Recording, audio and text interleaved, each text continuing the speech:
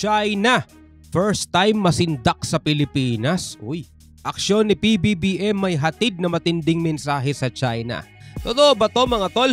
First time masindak? Well, yung mga kinilos nga nila nung nakaraan mga tol, dun sa mga ginawang hakbang kasi ng Pilipinas na ipaalam sa mundo, sa buong mundo, no, sa international community, yung kanilang mga ginagawa, parang bumabaliktad sila, di ba? Katulad na lang nung halimbawa, kinagalit nila yung utos ni PBBM na ipatanggal yung mga floating barrier, di ba? Una, inaalmahan nila yon.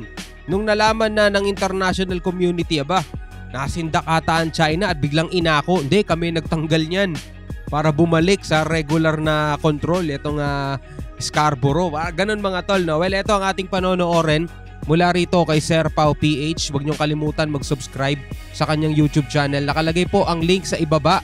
Yan, at kung bago ka pa lamang dito sa ating channel at trip mo yung mga ganitong klaseng reaction video and commentary, lalo-lalo na no, sa mga balitang to na may kinalaman sa West Philippine Sea, huwag mong kalimutan mag-subscribe.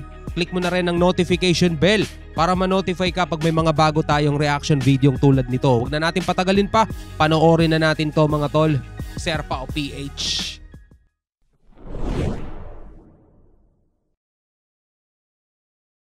Isang napakaganda at pinagpalang araw ng Lunes sa inyong lahat mga kaalyado.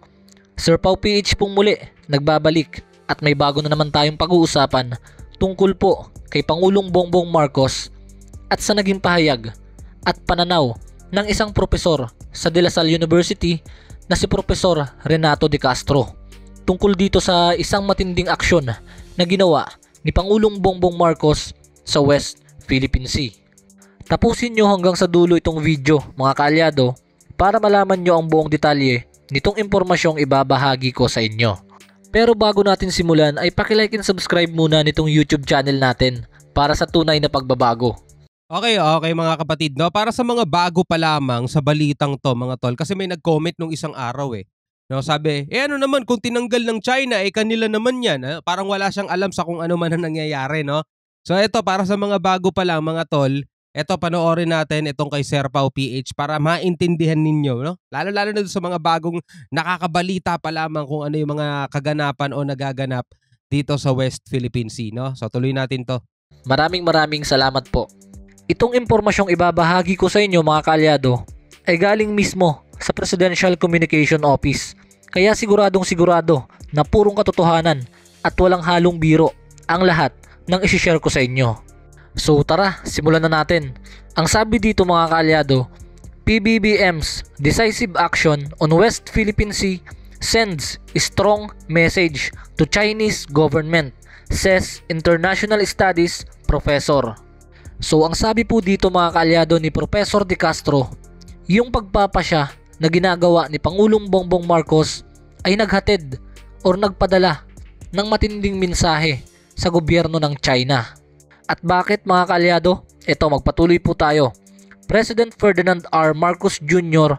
has sent a strong message to the Chinese government when he ordered the Philippine Coast Guard to cut the floating 300-meter buoys placed by the China Coast Guard on Scarborough Shoal, according to De La Salle International Studies Professor Renato de Castro. Mabuhay ang ating president.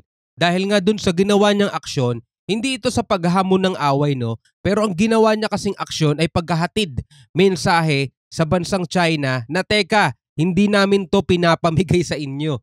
Na kung ang iniisip ninyo, inyo tong Scarborough, tinitindigan namin, amin to, alisin niyo yung harang na yan or kami mag-aalis. Ayan nga, inalis nga ni PBBM mga tol. At isang napakatibay na mensahe yon na sinasabi niya sa China, amin to, no? Amin to. Alright. Ibig sabihin mga kaalyado, yung order ni Pangulong Bongbong Marcos sa Philippine Coast Guard na putulin yung 300-meter long floating barrier ng China sa Baho de Masinloc ay naghatid pala ng matinding mensahe sa gobyerno ng China. Kumbaga, oops, teka, China, sumusobra ka na sa ginagawa mo. Tama. Eto, sasagot na kami sa lahat ng illegal na ginagawa ninyo sa teritoryo namin. Konting background lang po mga kaalyado kay Professor de Castro. Siya po ay national defense expert at dati po siyang nagsilbi sa administrasyon ni Pangulong Noynoy Aquino. Continue na po tayo mga kaalyado dito sa napakagandang pinag-uusapan natin.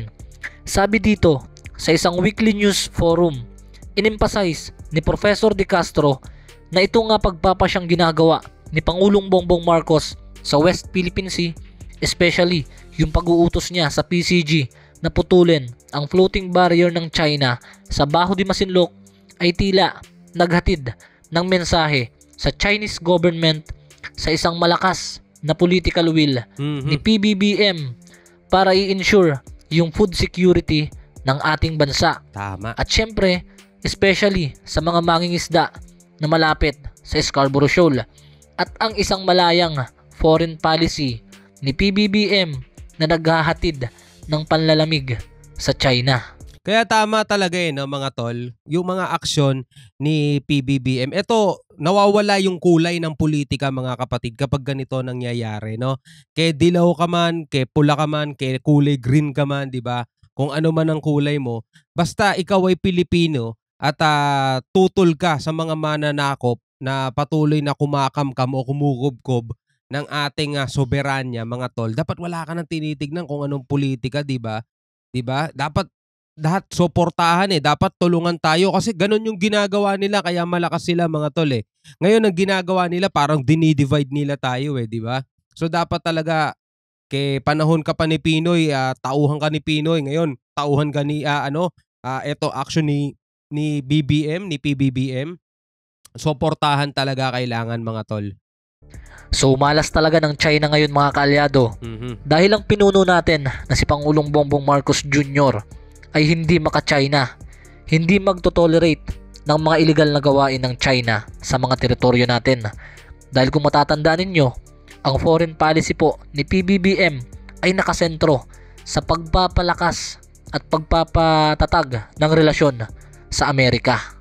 Kung sino man yung mga politikong nakikita nyo ngayon, mga tol, na tila baga walang say, no? Walang salitang maririnig ka sa kanila na kinukondena nila o parang hindi nila pinapansin kung ano yung ginagawa ng China sa Pilipinas at nakikita pa natin na parang best friend pa rin nila, ganyan, mga tol.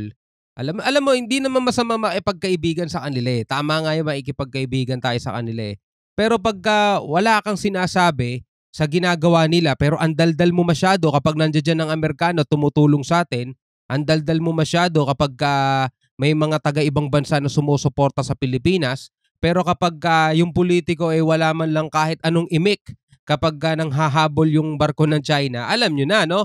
Sa susunod na eleksyon, mga kapatid, alam nyo na.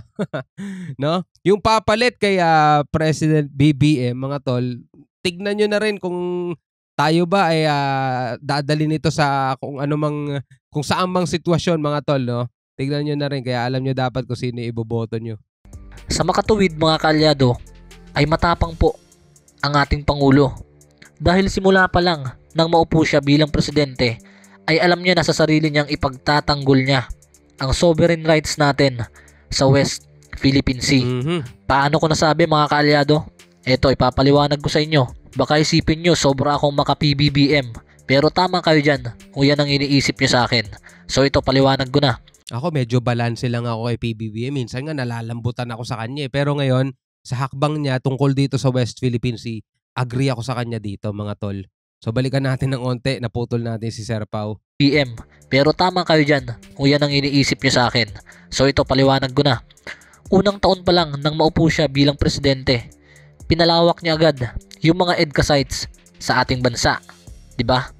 Pangalawa, nagkaroon siya ng mga pagpupulong, bilateral meeting, trilateral talks sa iba't ibang mga malalakas na bansa na kaalyado natin para magsagawa or mag-conduct ng isang malawakang joint military exercises sa Indo-Pacific region concerning sa tension na nagaganap sa West Philippine Sea. Yeah. So ibig sabihin po, mga kaalyado, ang Pangulo natin ay matalino, gumagamit ng utak sa kanyang mga desisyon na ginagawa. Paano ko ulit nasabi, mga kaalyado? Eto, papaliwanag ko sa inyo. Napakaganda nung desisyon ni Pangulong Bongbong Marcos Jr. na mas patatagin yung relasyon ng ating bansa sa Amerika. Dahil kung matatandaan nyo, sa nakaraang administrasyon ni Pangulong Duterte ay naging foreign policy niya ang makipagkaibigan sa China, which is hindi naging maganda yung resulta.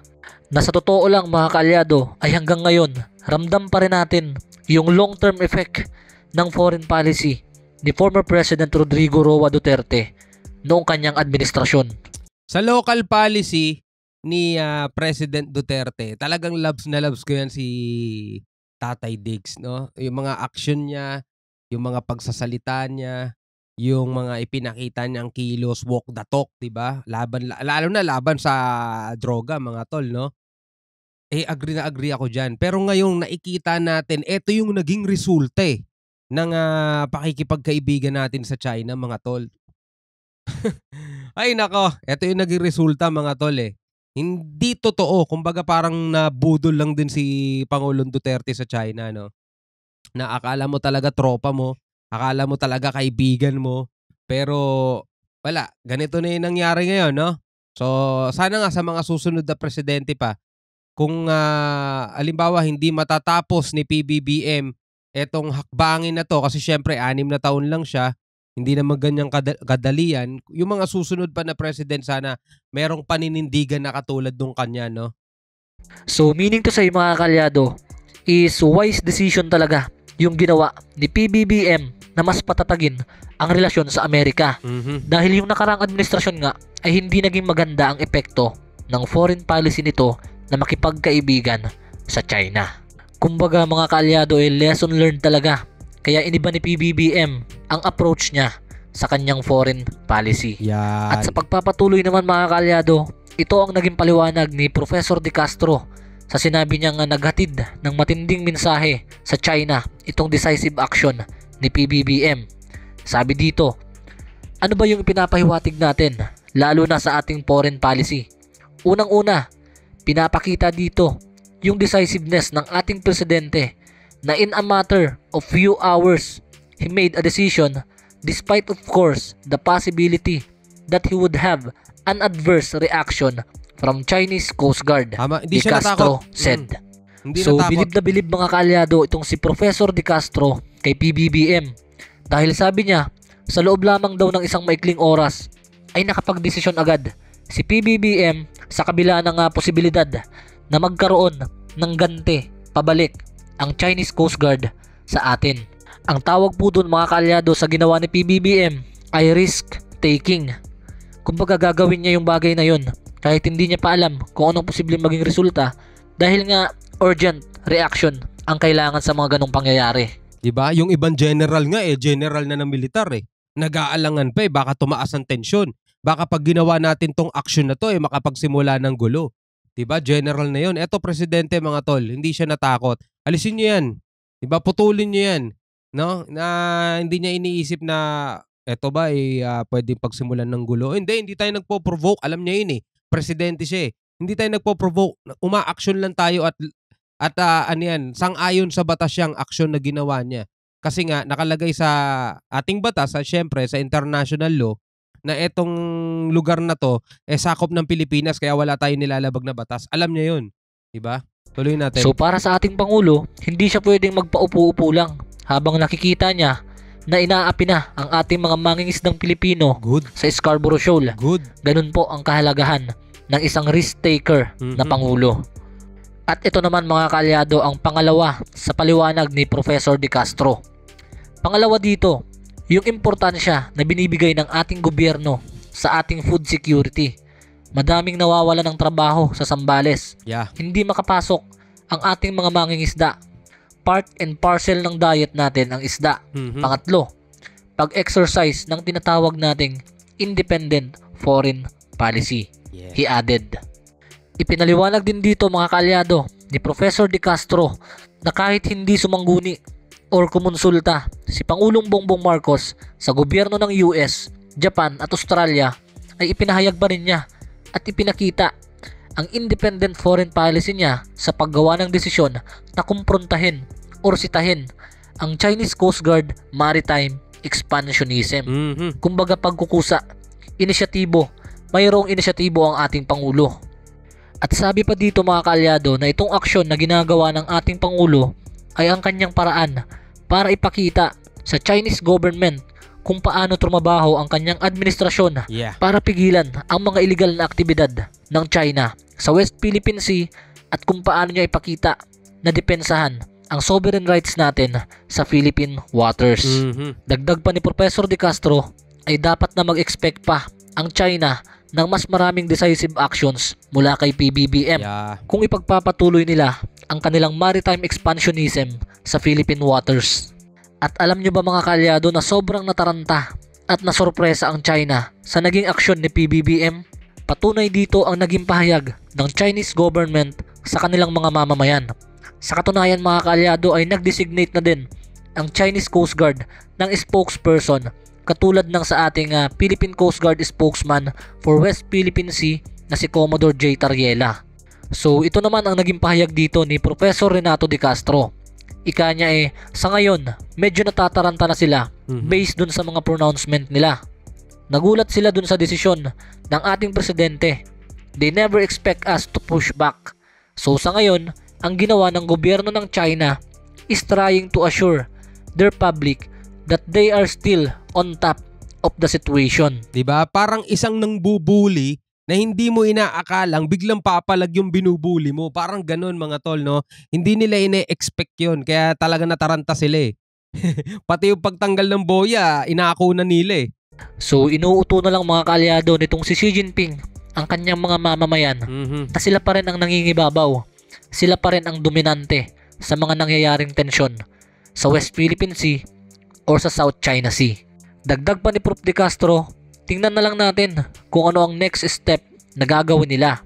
De Castro stressed that the decisive actions of President Marcos in dealing with the Chinese Coast Guard in the West Philippine Sea are a welcome development for the Filipino people, especially for the affected fishermen as they are now allowed to fish in the Philippine waters. So hanggang dito na lang po muna tayo. Alright mga kapatid, anong masasabi nyo doon sa naging aksyon ni PBBM mga kapatid? Doon sa mga parang nagsasabi nung nakaraan na nabudol daw ni PBBM dahil sa iba't ibang mga klaseng problema. Kasama kasi yun sa pagharap ng presidente sa mga problemang sumusulpot at lumalabas na lang bigla sa isang bansa di ba? Wala naman kasi talagang perpektong pamumuno Kahit nga ikaw halimbawa yung pinuno ng yung tahanan, 'di ba? May bigla-bigla na lang lumalabas na mga problema sa mga anak mo, 'di ba? Sa pamilya nyo. So ibig ba sabihin nun, wala kang kwentang tatay o nanay pag may problema sa pamilya mo? Hindi, kasama yan Yan ang magpapatibay sa iyo bilang isang tao So dito mga tol, nakita natin kung ano ang katapangan mga kapatid ng ating presidente dahil nga doon sa kanyang naging aksyon at isang matinding mensahe ang kanyang iniwan dito sa mga nambubulas na bansa. Bilang isang Pilipino, ano masasabi mo dyan? Comment ka sa baba. Pag-usapan natin yan sa comment section. Hanggang sa muli, ako nga pala si Shobaldi. Peace out.